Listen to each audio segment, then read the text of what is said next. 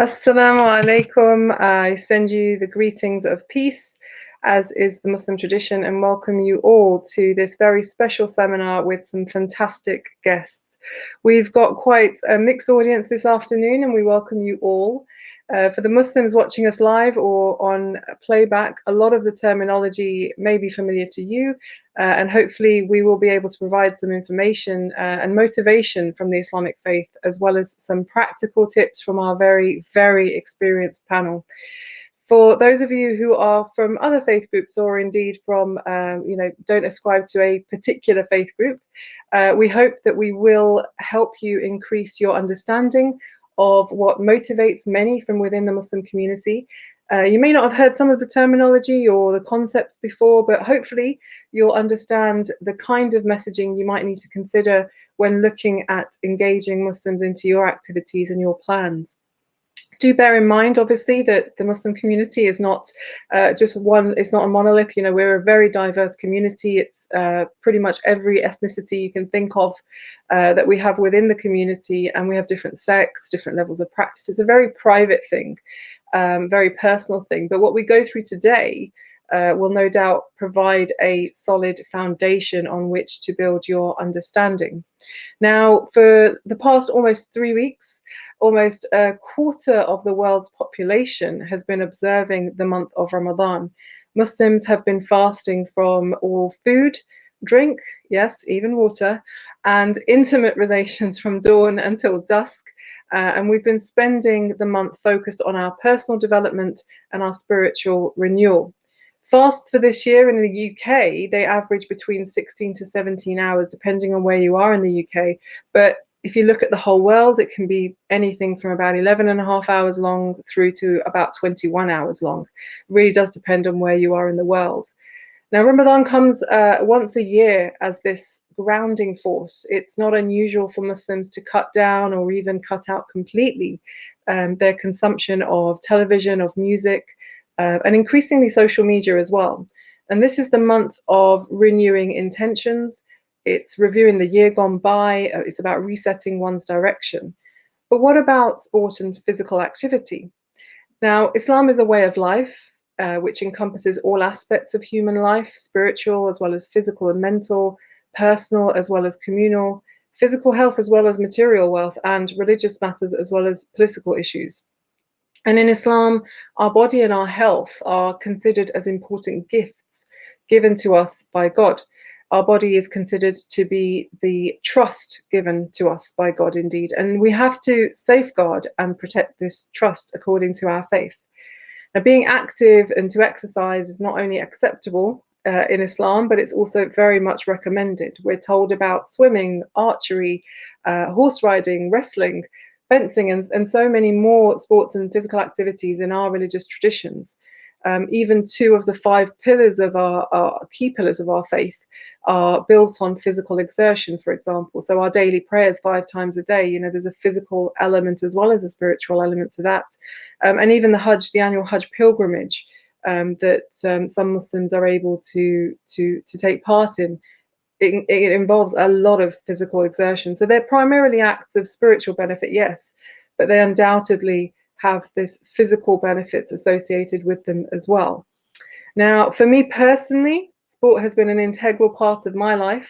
My first memories are of playing sports with my brothers, and then teams at schools as well. It's how I look after my physical, my mental well-being through having fun whilst taking part in these sports, and sports for me is absolute joy. I've played various sports to different levels, from local leagues to national ones to internationally as well. But the panel that we have here today have taken sport and physical activity, whether on a personal level or in terms of their life and their work, to another level beyond even where I've gone. And we're going to take this time to really learn and benefit from their experiences. So I'm going to introduce them really briefly here as we look to learn from them.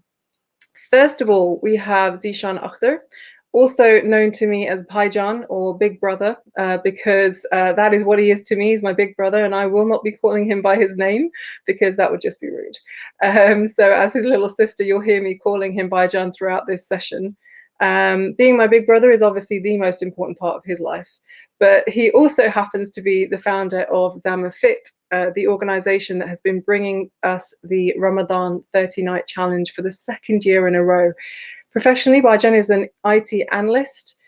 He's worked at some of the most world-renowned global investment banks, for example, and he's also been a fitness and well-being enthusiast from a very young age. I've witnessed that myself, but particularly the last 25 years. And he began Zama Fit to help the Muslim community to keep active during Ramadan, but also beyond Ramadan. So much so that this year, public service broadcast now, this year he's managed to secure prizes for this year's Ramadan challenge from Nike, including like a £500 modest victory swimsuit, £100 Gymshark vouchers, Nike sports hijabs, football, so much more.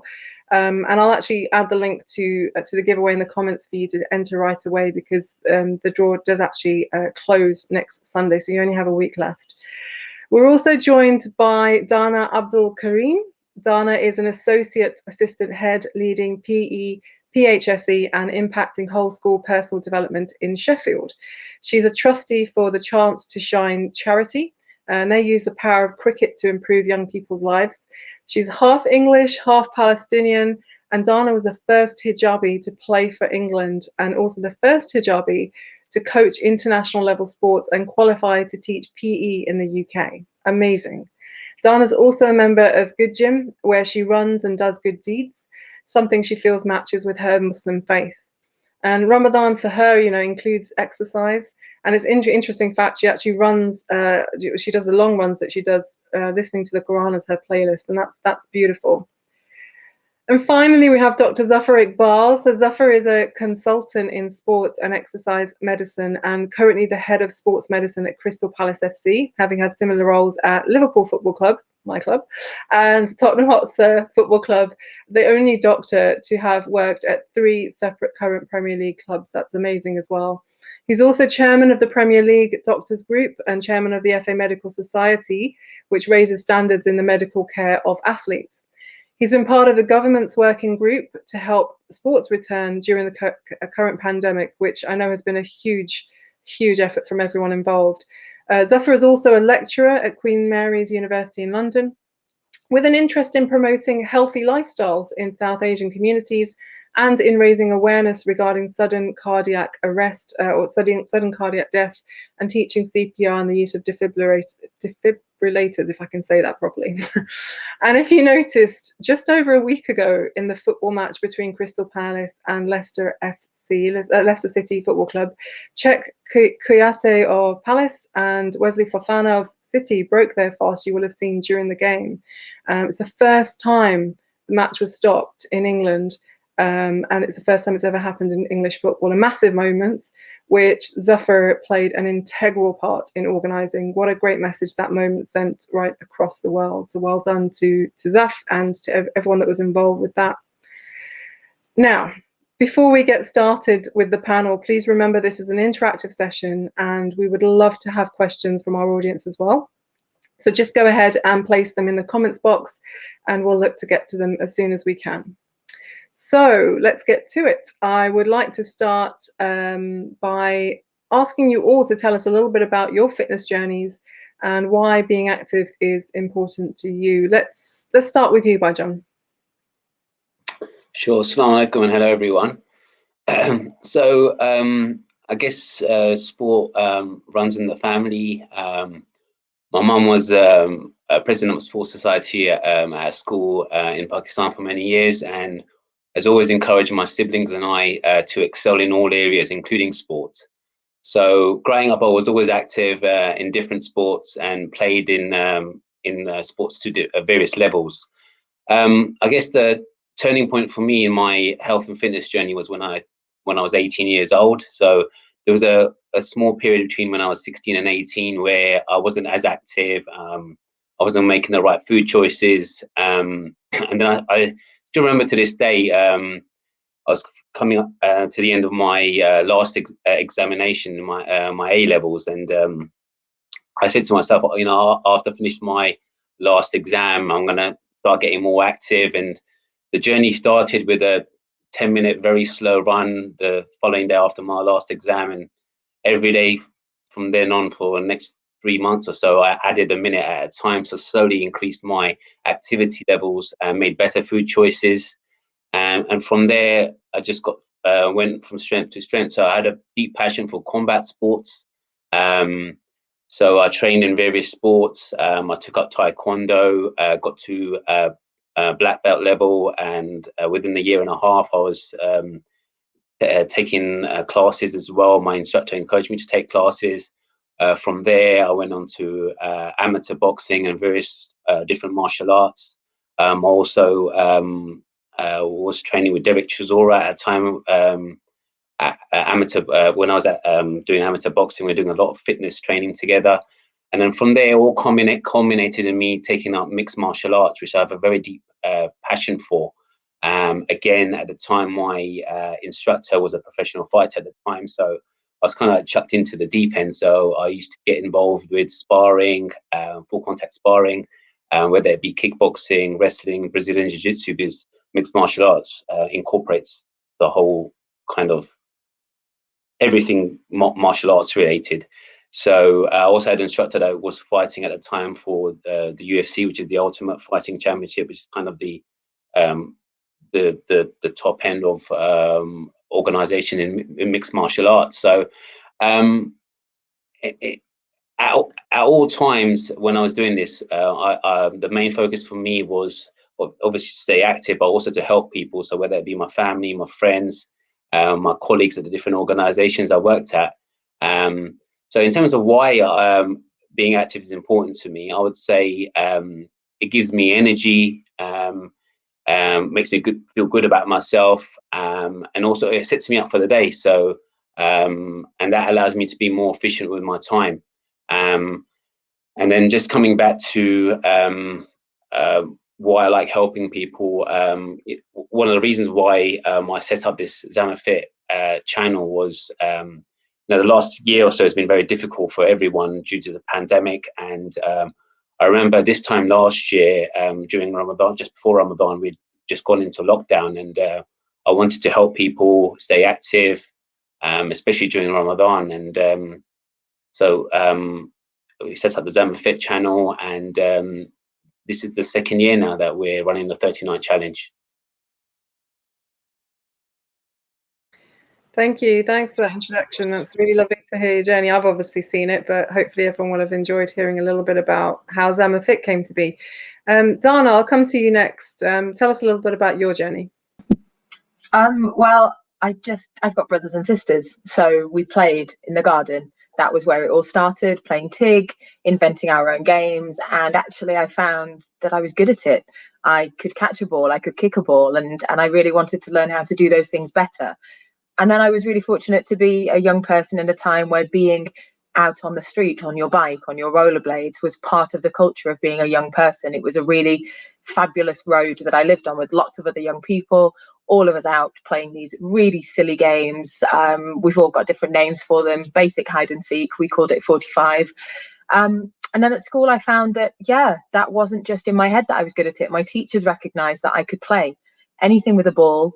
I would very quickly get my head around it. And despite the fact that by this time my siblings had kind of left their sport to the garden, for me, it became a huge part of my identity as a person. I had some fantastic experiences at school. Prior to being 13, 14, I wasn't a hijabi. So the Muslim aspect of my identity wasn't so obvious as a unique thing in sport. So it was a really good leveler as a case of being, if I'm good enough, I'm in the team. And I've always kind of enjoyed testing myself and seeing, well, just how far can I take things?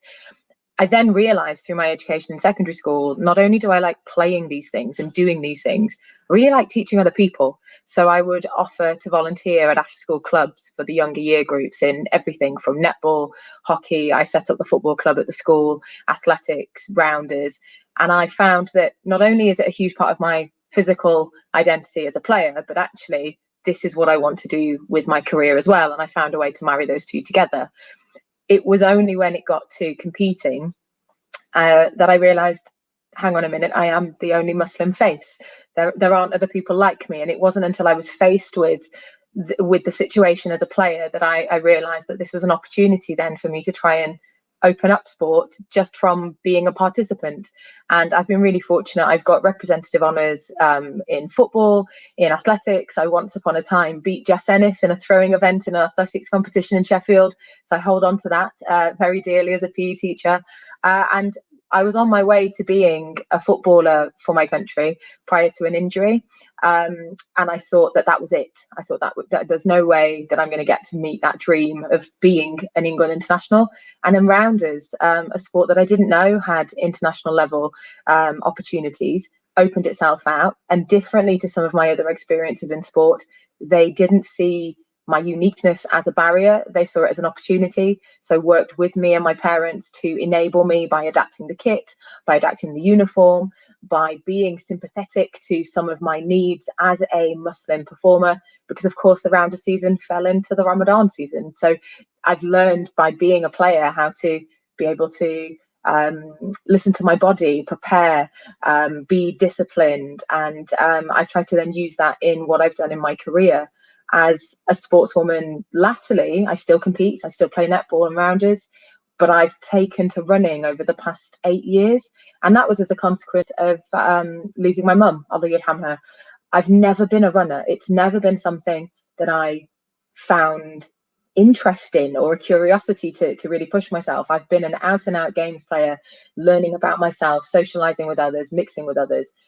But for me, one of those ways of dealing with that really traumatic loss and that very personal loss, I think grief is something that, you know, each person can recognize, but doesn't understand how the other person feels. And I found running and having no set destination and finding that a challenge and making a commitment to find the time to run meant finding the time for me, finding the time to slow things down. And now I would probably call myself a runner. I run pretty much every day. I've been running this morning, and that's as much a part of my new identity as still teaching young people, still playing team sports. But it is a huge part of who I am, how I respond to things, how I manage my emotions, and the lessons I've learned on the sports field, on the court, on the road, this morning, up lots of hills in the peaks in Sheffield. They are the things that take me forward. And that's been my journey from the playground and the garden to the streets of Sheffield. Thanks, Dana. That's beautiful. I mean, I'll definitely hold on to the Jess Ennis one. That's a story for the whole of your life, I think. to beat the Olympic gold medalist, that's amazing. And just, you know, having met your mum as well, an amazing woman, and may Allah, you know, keep her under His shade and protect her. I mean, Zaf, over to you. Tell us about how you got to be doing everything that you're doing today. Assalamu alaikum, everyone, and thanks for the invitation. So I, like most Pakistani Muslim kids of my age group, loved our sports, but it definitely wasn't seen as a career pathway. So we loved our sports because it was our chance to probably compete on a level playing field. You know, so lots of, you know, football, cricket, and so that was great, but obviously our parents saw it differently. So it was either being a doctor, a dentist, chartered accountant, or civil engineer. But I went down the medical route. That was based on the fact that I had a sister who unfortunately had brain cancer. And that's what really shaped me in terms of wanting to go down the medical route, having seen the care that she received over the subsequent 6 years. Got into medical school, still loved my sport, so I was still playing lots of five-a-side. We were crazy. We were literally, we'd set up, so you could book the sports hall under different societies. So we had a Pakistani society, we had an Islamic society, we had a South Asian society. So it was the same guys. We booked it, and so we managed to block book it. And on some days, we'd literally be playing 3 games of five-side footy in one day. It was just nuts. So we'd have one before lecture started, then one in between lectures, and one in the evening as well. So you know, we just couldn't get enough of it. So I got through medical school, and then I was going to go into orthopedic because I enjoyed fixing things. And I got a knee injury, so I was playing 11-a-side football in the Asian League at Hackney Marshes, got a knee injury, and the care that I got in the NHS was quite poor, because at that time sports medicine wasn't seen as a specialty. And if you got an injury, it was literally, you go to your GP and they'd say, take some anti-inflammatories, have some deep heat, and off you go. Anyway, after 18 months of waiting around and gaining weight and getting quite low in my mood, I thought, there's got to be more to this. So I took it upon myself to actually learn about sports medicine, did a master's. Then from there, I started specializing, setting up sports medicine clinics to try and help other people like myself who are playing amateur sports. Became the chairman of FA Medical Society to try and find out what best practice was out there, try and educate other doctors and physios and healthcare practitioners. Just snowball from there. Got opportunities to work at Leyton Orient, then England youth teams, the England football youth teams. From there, Spurs Academy. From there, the first team at Spurs, then on to Liverpool. And I would have been quite happy to have stayed at Liverpool forever, but couldn't convince the wife and kids to move up there. So after 5 years of me being up there and they being in London, they said, right, it's time to come back. So I came back to London and got an opportunity to work at Crystal Palace, where I've been for the last 6 years. And so, yeah, I don't even really see it as a job. I've been very fortunate to be able to combine my passion for sport with also the opportunity and ability to help other people continue doing what they love also. Oh, it's a fantastic story. And I mean, you've been dedicated throughout, clearly booking all those sessions in a row at university, but also, the dedication to be up at Liverpool as well. We loved having you there as Liverpool fans, but that obviously takes its toll. So absolutely understandable. But great journeys from all of you there. Thank you for sharing that. What a wonderful way to start our webinar. But we'll get into some of the questions that we had already to kind of take everyone through here. But if you've got any questions of your own, please do post them in the comments in the chat box, and we'll pick them up as we go along. But for those of you who may not be aware, not only are we fasting from food, drink, and intimate relations during the month of Ramadan, we're also striving to spend every spare moment actually doing additional acts of worship, like reading the Quran or additional prayers and so on. So our days can often be turned quite upside down, actually, because the nights are really special times in terms of our worship, and we really want to make the most of that time. And I think that's the sort of stuff that sports organisations need to be aware of, that it's not just about the lack of food or drink, etc. It's about more than that. And at a minimum, we aim to wake up just before dawn to have a small sort of meal or a drink, whatever might suit the individual. In the UK, that's around 4 o'clock, just before 4 o'clock in the morning or thereabouts, depending on where you are. So Bajan, one of the things we've learned over the years is that Ramadan is, well, one of the things we haven't learned, but one of the things that we've heard, I would say, over the years, that Ramadan is about worship, that you go into this zone which is purely about worship in the traditional sense. So when people have so many commitments during this month, what message would you give in terms of the importance of keeping active during Ramadan? Yeah, as you said, Ramadan is a month of worship, but also a month of self-reflection, self-improvement, and Islam encourages us to keep active even during the month of Ramadan, as long as it is at the right level for us, physically, mentally, and spiritually. The thing is, you don't have to be, spending time training for hours. All you need is a brief bit of activity. It could be 10, 20 minutes a day, like the Ramadan challenges. And I just feel that, speaking personally and from talking with others as well, that small time that you invest in yourself doing the activity will allow you to be more productive for the rest of the day. Every time you finish your exercise, you feel fresher, you feel more energetic. So one of the things that did crop up was the issue when people might ask, during the month of Ramadan, should you be doing exercise, or should you be spending all the time doing your traditional worship, as you mentioned? And we asked a Mufti, Yusuf Shabir. A Mufti, for those that of you that don't know, is someone that gives that is knowledgeable and gives rulings. And he himself said that Islam encourages us to be active. Prophet Muhammad, peace be upon him, said that our body has a right over us, and by being active, we are listening to the command of Allah, and by being active, as long as it allows you to do more in terms of worship, it can only be a good thing. Yeah, that's really true, and definitely that's one of the kind of key reminders we have, I think, in our faith, isn't it, that the body has a right over us in every way, so mentally, physically, and spiritually. So that's a really good reminder. And we've got actually someone here called Anam. Anam, thank you so much for messaging. She's saying that we watch your sessions every day, and it's very helpful. So you're having an impact already.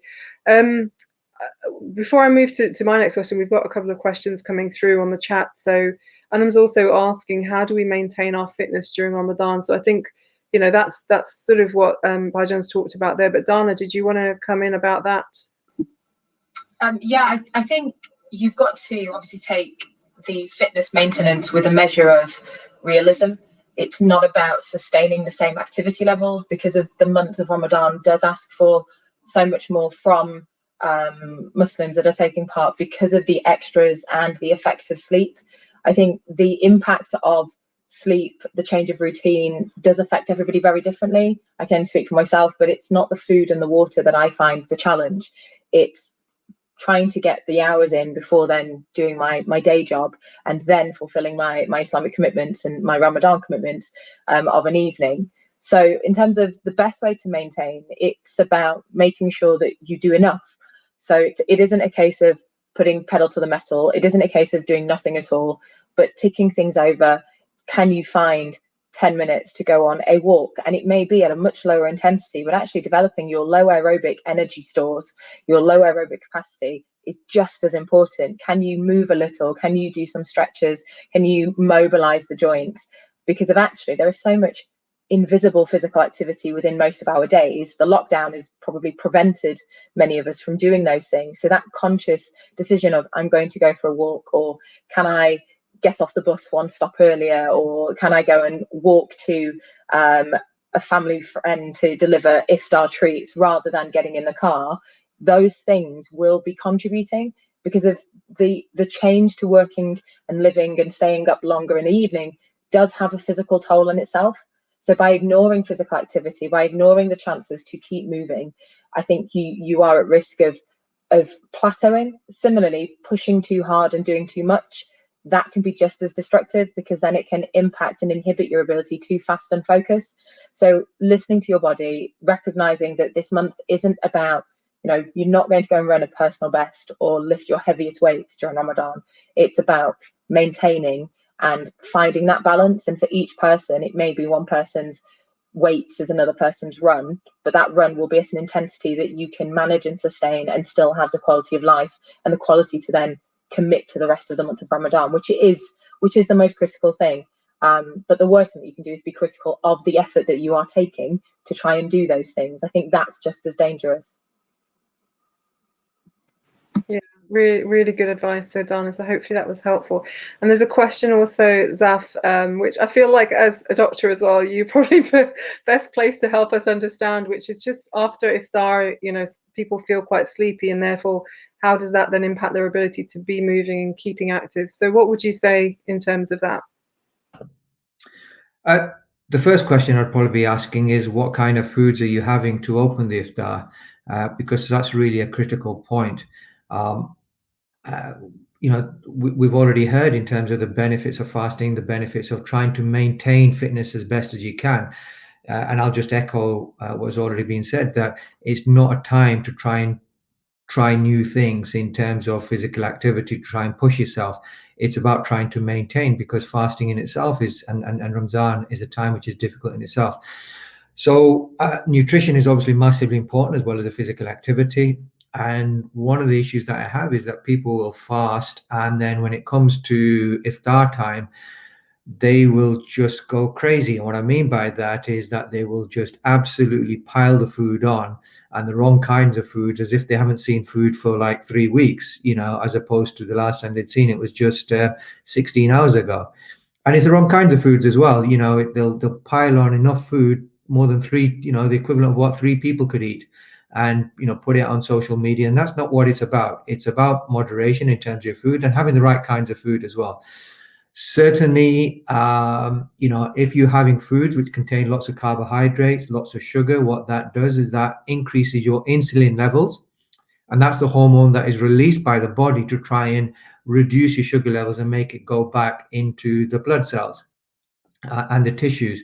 And as a result of the insulin going up, it also releases other hormones as well and affects other hormones as well, such as tryptophan, serotonin, and those can make you feel sleepy.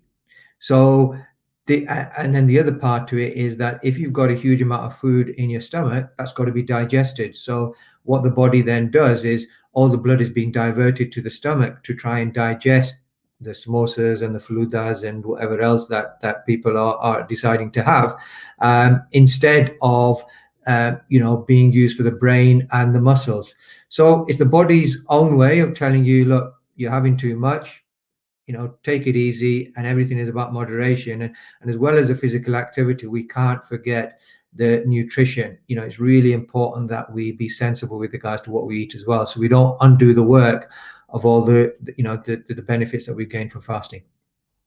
Absolutely. I mean, one of the things that we obviously put the exercise videos on our YouTube channel, but our Facebook group as well, the Zamafit Facebook group, we're constantly kind of trying to give those messages of good nutrition, good fuel being put into your body. So that's hopefully that's a helpful answer to the person that asked that question.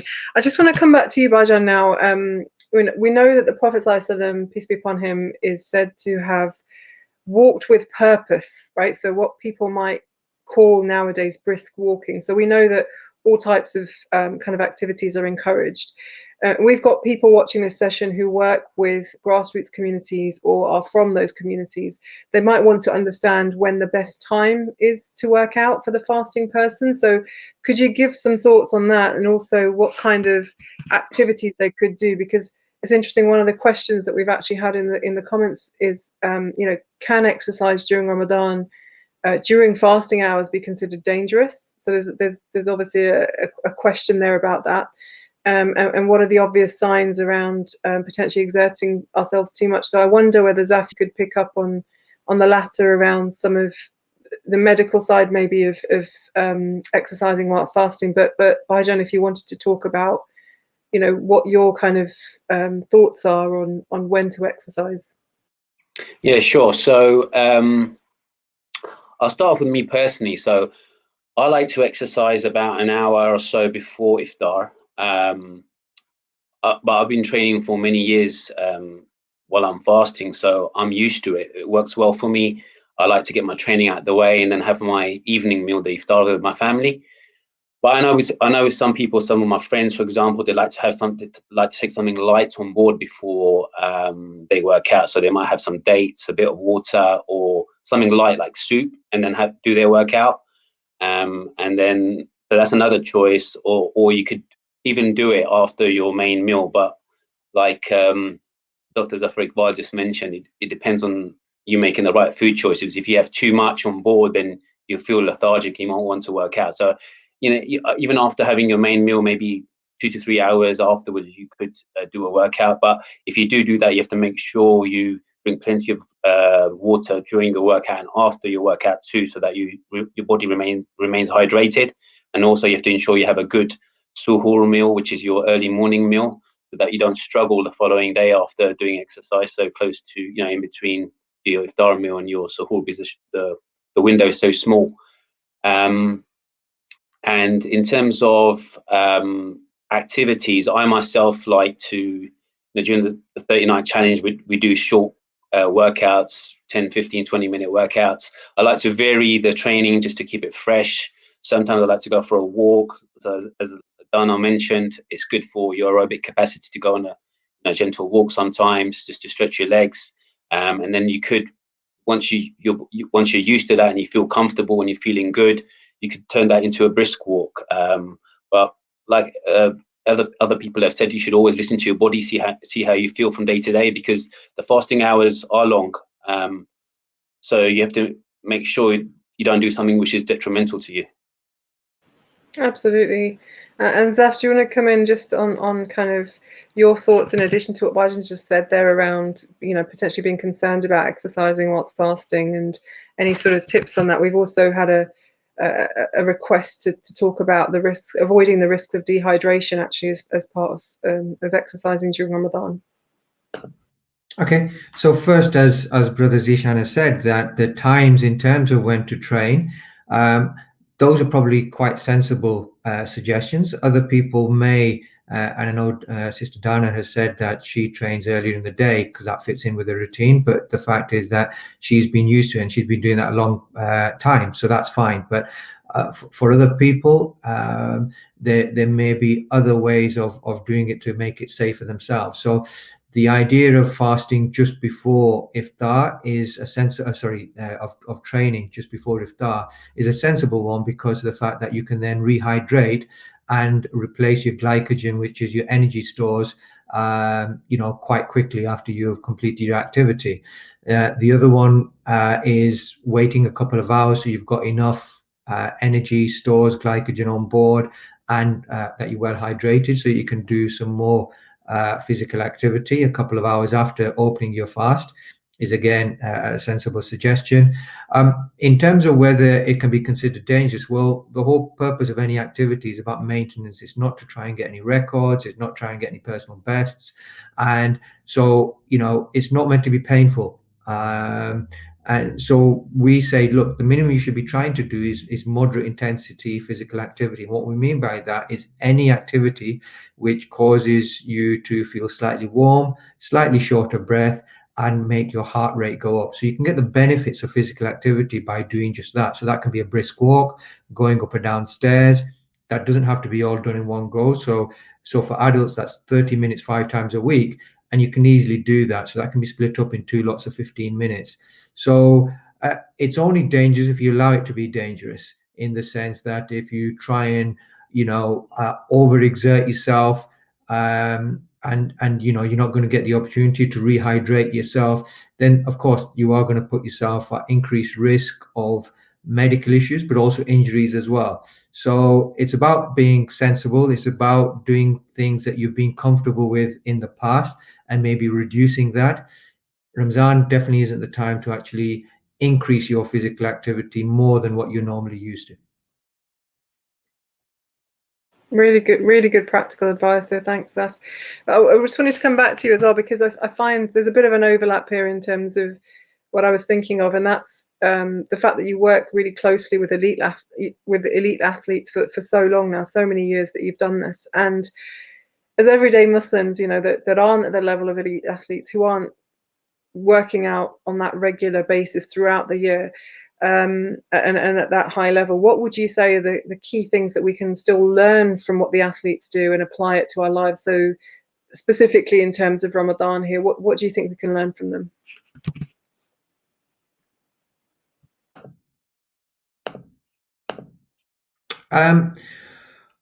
Look, athletes in whatever sport that they do, they're obviously very disciplined. That's with their nutrition and with their training. It's got to be at specific times. So that's, for me, that's not really different to when you're being a Muslim. We've got to be disciplined, not only in terms of with regards to making sure that you find time for things which are important, such as prayer, family, charity. But especially during Ramadan, even more so, we go back to it, you've got to be really disciplined with regards to nutrition. So there's very similar practices as what an athlete would require. And I'd say, organization, discipline, those are probably the key steps. And as a Muslim, but also as an athlete, that, we require both of them. Yeah, thanks, Beth. Dana, you've lived elite sport as well, but you've also been a PE teacher. You've been trying to encourage young people to take up sports and physical activity.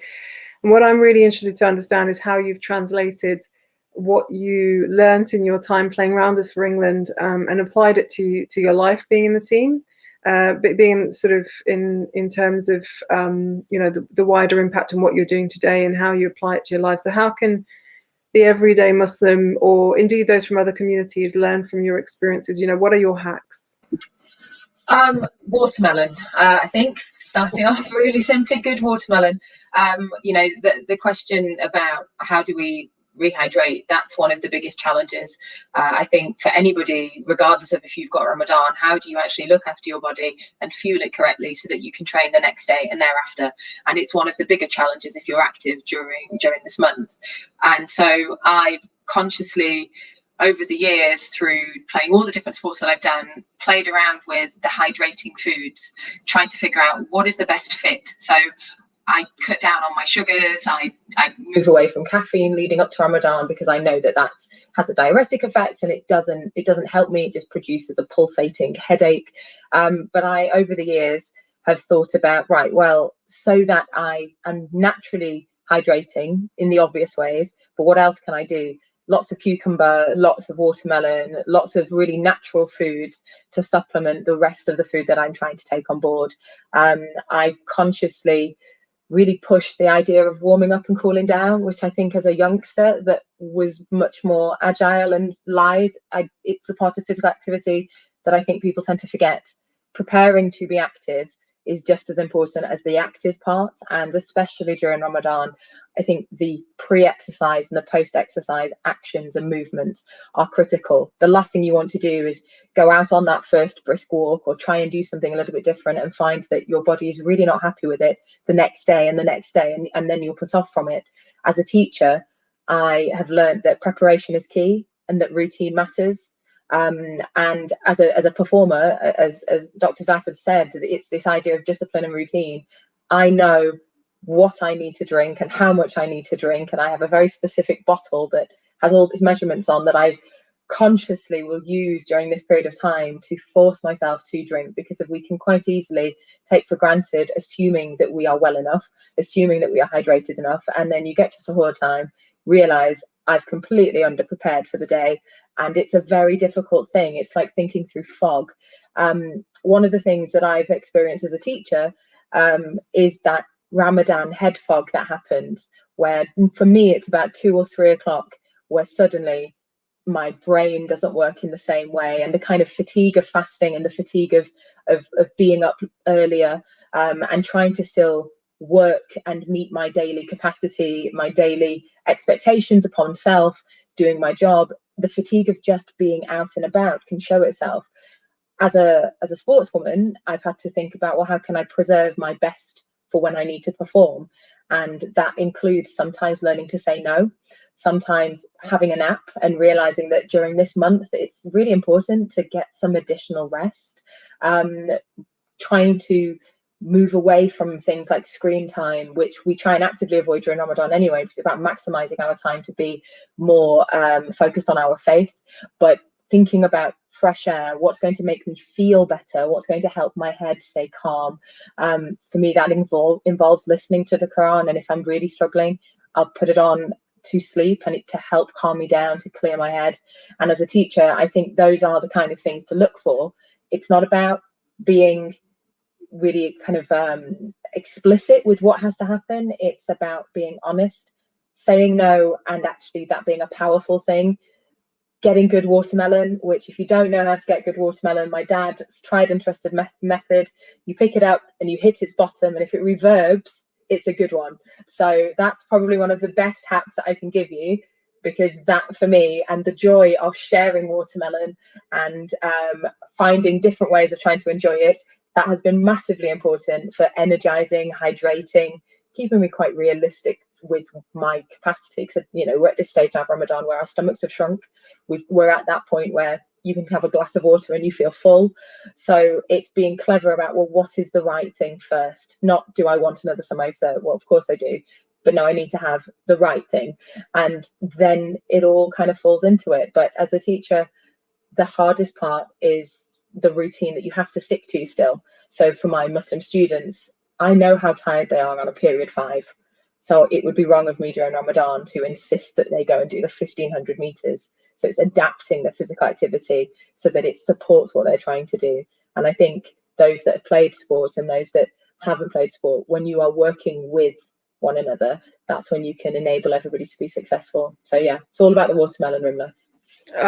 Definitely taking that tip, and next time I'm up in Sheffield, I will be finding your father to help me understand that a bit better. Thank you for that. I actually still want to come back to you because I wanted to specifically pick up on something which, again, it will help our people from our communities that are watching this, but also for those in the sports industry that want to learn how to cater to the needs of Muslim women. So we have narrations of the Prophet, peace be upon him, racing with his wife Aisha radiallahu anha, may God be pleased with her, on at least 2 occasions. We also know that one of the most skillful warriors, sword fighters at the time of the Prophet, peace be upon him, was Nusayba, may God be pleased with her.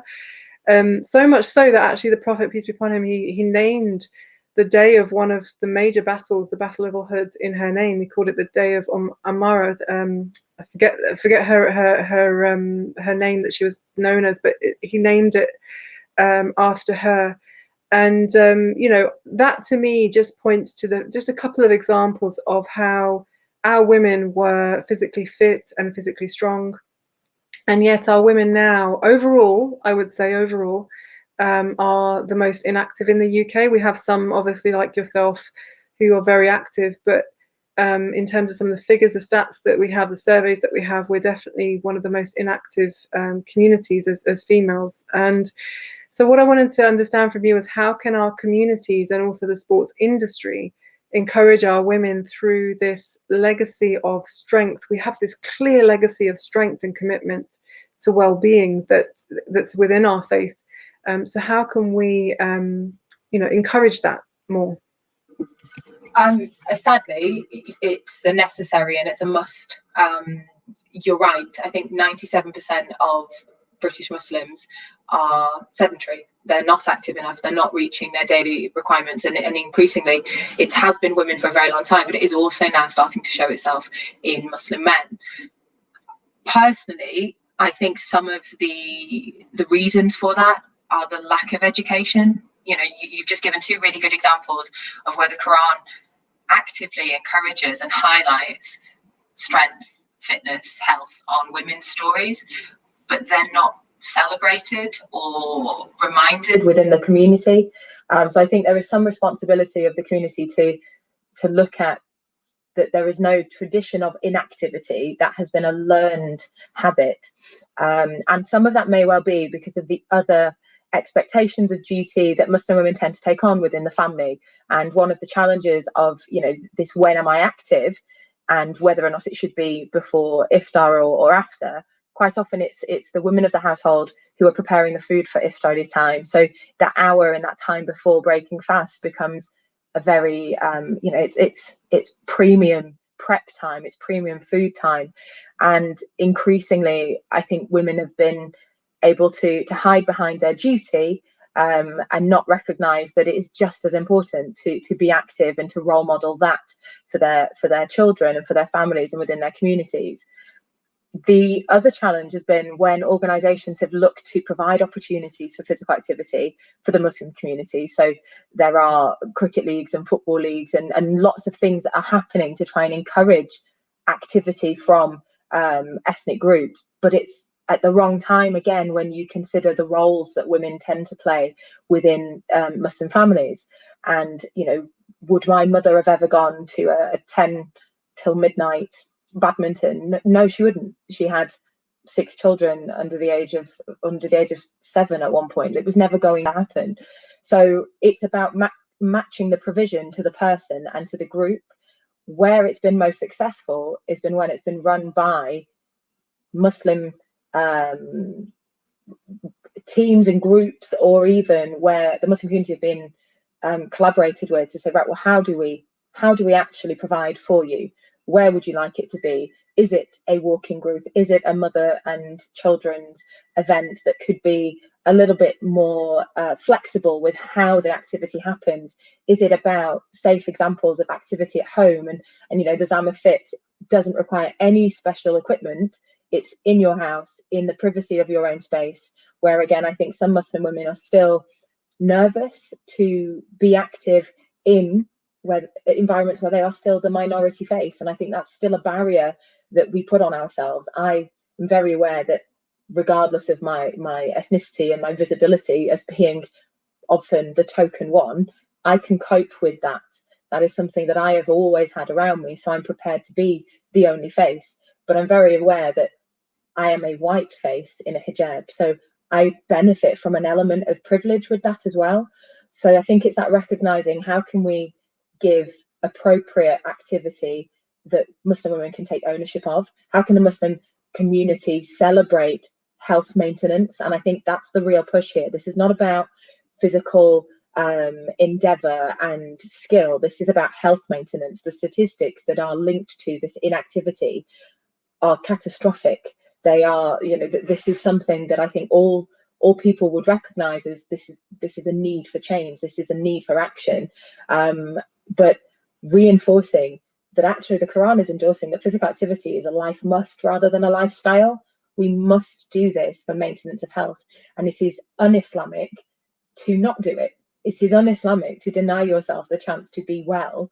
And it doesn't have to be wearing lycra. It doesn't have to be doing a recognized sport. It's just about moving, and all moving matters. My siblings are allergic to physical activity, Rimla. I am an anomaly. I'm an outlier. I have a younger brother who has recognized that he's inactive and he's seeing the negative consequences of that.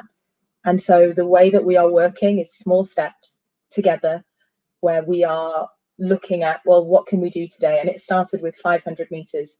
We are traveling 500 meters, and I am his guru through social media, willing him on.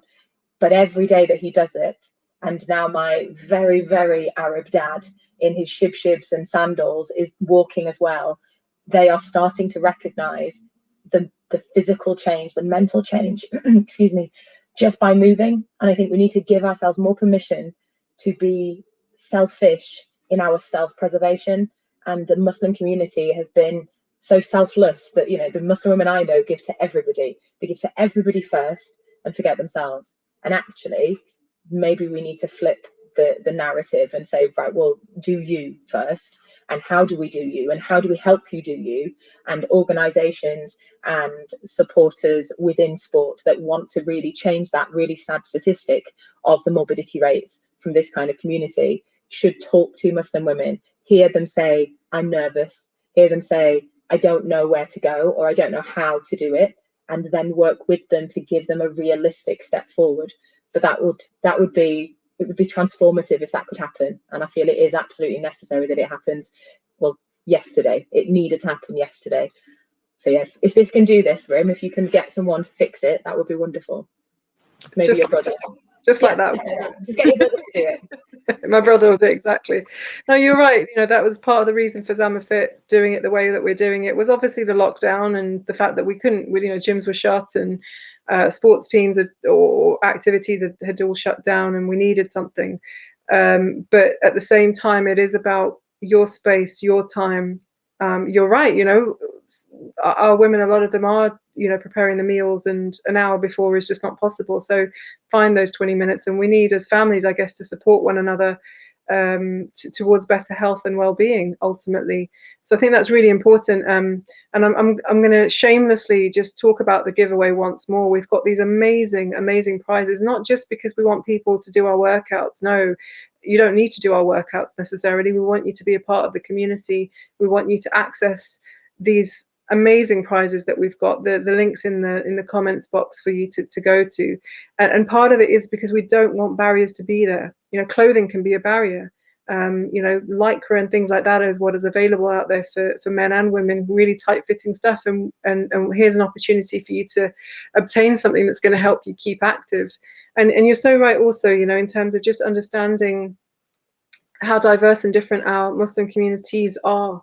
And you know, one of the things that I really love, for example, in one of my favorite sports, football, is that you've got Ramadan night leagues, and sort of along the lines of playing badminton at 10 to 12 as well.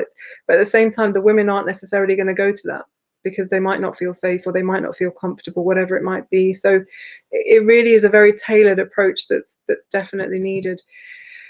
We are coming to the end of our time, but I just had a couple of other questions. I wanted to come to you, Zaf, to talk about really how you feel the sports community has adapted to your needs as a Muslim, and therefore, you know, what do you think other sports organisations can do to adapt to the needs of the Muslim community, not just from a participation in terms of playing perspective, but also in terms of, you know, working, you know, your members of staff, for example, etc. So alhamdulillah, I've been very fortunate at all the clubs that I've worked at, where my employers, my manager, my colleagues have recognized the fact that there are Muslim players, work staff, and have tried to make them feel more comfortable and inclusive. So some of the examples that I can give are at Liverpool, Brendan Rodgers, Sokola Torre always wanted somewhere to pray. You know, I was okay in my office, but Kola wanted somewhere else to pray, so he arranged for a multi-faith prayer room where anybody could go and pray. In terms of halal food, making sure that halal food is available and it's cooked and prepared separately. The fact is that, like for myself, people, all the staff, all the players know that I don't like being around alcohol, so I don't like going to the Christmas parties, don't like going to the, and it's not seen as an issue. You know, everyone just accepts it, even to the extent at Christmas where everybody else is given, by the owners, is given a crate of alcohol. They've gone to the foresight of actually, providing a hamper which is halal. So again, it's little things like that. One of the best moments, which I should quickly share, is when I was at Liverpool and we won the League Cup. And I was just about to go into the changing rooms, and Pepe Reina and Glenn Johnson stopped me and said, "Look, you can't go in." And they said, "Look, because we're going to be spraying champagne about." So they stopped me from going in. But the best bit about it was somebody had actually taken my clothes without even me asking and taken it out and put it outside because they knew that I wouldn't want champagne sprayed it. So there were all those guys celebrating. And even though I was apart from the team, I was actually even more with the team because of that simple gesture. And I think what football has shown, certainly when working within it, as long as you're working hard, as long as you're helping everyone else and being a team player, then they're also able to accommodate you as well. And one of the sayings that one of the managers, I think it was Sam Allardyce, who said, "Look, if you look after your team, they will look after you." And and I think everywhere I've been, I think I've been fortunate on that front. Yeah, great stories there. Thanks for sharing that. So just as we come to an end, we are coming to an end also of this blessed month in just over a week's time. So this session is also about looking forward as well. So I wanted to ask all of you, just for a quick 1-minute thing, what advice would you give to the community to keep motivated for the rest of the year, to keep moving? And also, what are your hopes for our brothers and sisters with respect to their health and well-being? I'll come to you first, Dana. Well, for me personally, I've really found the kind of mental resilience of running with Quran a big thing this month. I've tended not to do it in the past, thinking that I couldn't focus on the words, but actually I found that I forget the pain in my feet and I am listening to the surah, I am listening to the words, and I think that's going to be something that I take with me. And I felt very differently doing those longer runs. For everybody else, I hope they find their fit, and there is a way to do it for you. It's not about big gestures, it's not about buying lots of equipment, it's about persistent, consistent every day. And that's what Ramadan is. For the 30 days, we persistently are consistent in our actions and in our motives, in our focus. Well, why not translate that to the physical as well? So inshallah, I hope those that are listening do that and they are persistently consistent. Love that phrase. Thanks, Dana. Hi, John, I'll come to you next. I would say use this month as like a training ground for the rest of the year. If you haven't been active as yet, I would say just take small steps, whether it be a bit of stretching, a light walk, also making the right food choices at suhoor and iftar time. Just use the good kind of habits that you built up in this month, and when Ramadan comes around next year, inshallah, you'll be in a much better position, and you'll have implemented a lot of things from this Ramadan. Great, thanks. And finally, Zaf.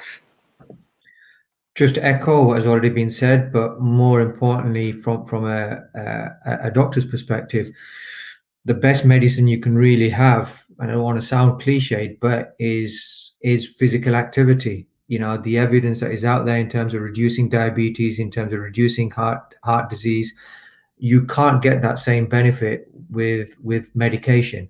So we should really be looking at primary prevention. So prevention is far better than cure. I go back to it, in the South Asian, the Muslim community across the board, we've got big problems with regards to diabetes, big problems with regards to heart disease, obesity. It's only getting worse, and medication isn't the answer. And we've really got to start. It's already too late, but we've got to try and reverse it and make sure that, in 10 years' time, that the majority of people in this country aren't obese, which is the way that it is, which is the way that it's heading. Yeah, really, really important to keep moving, as Zafar just said there. Look, there are some questions we haven't been able to get to in the chat. If there is anything, there's some specific health ones as well. So I'd encourage you to email us. Our email's in the chat as well. So we will do our best to try and get you the support and advice that you might need. But we have sadly come to the end of this session, and there are all sorts of, just a reminder, there are all sorts of sayings of our Prophet, peace be upon him, that remind us of how important movement, health and well-being is for us. The one that we mentioned earlier on, that your body has a right over you, that in itself should tell us everything. But there are a few others that come to mind as well. There are 2 blessings wherein many people are at loss: health and free time. So basically emphasizing the importance of health and well-being for us. The strong believer is better and more beloved to God than the weak believer. Not in a spiritual sense here for me, but in the sense of being strong physically, mentally, spiritually, in every single way. And then finally, the one that comes to mind is take advantage of 5 things before 5 things seize you.